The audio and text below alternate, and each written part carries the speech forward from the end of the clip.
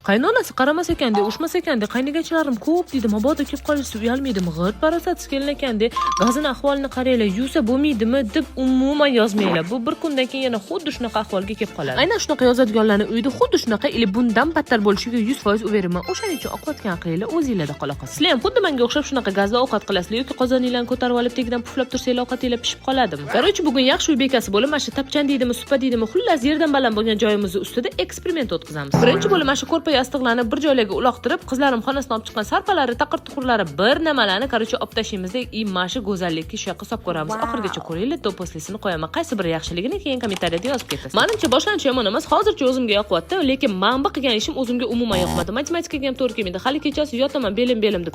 Aytgancha bu hali hammasi emas. Ustida mana shunaqa chiroyli bir nimasi bor. To'g'risida nomi esimdan chiqib qoldi. Qarochi ko'rpachaga to'xtaladigan bo'lsak, ko'rpachani cho'g'onlarini bemalol yechib, stiralkada mazza qilib yuvsanglar bo'ladi. Kir ko'taradigan faqat cho'mli ranglarni zakaz qilavermasdan kuxnyalarga mos keladigan mana shunaqa och svetli ranglarni zakaz qilsanglar bo'ladi. Bunisi bo'lsa do'poslisi qaysi biri chiroyli chiqdi kommentariyaga yozib yuboringlar. Aytgancha ma zakaz qilgan profilga kirsanglar, o'zingizlarning eski ko'rpachalarning chexollarini o'zgartirib, o'zingizlar xohlagan rasvetkada qilib berishadi. Daji kravatilarni ustiga namatrasniklargacha tikishadi. Instagram profillarining shapkasida Telegram kanallari bor. Ulanib olsanglar hamma yengilliklarni tashab turadilar. Keyingi relsada ko'rishguncha hammaga xayr, obuna bo'lish esingizdan chiqmasin.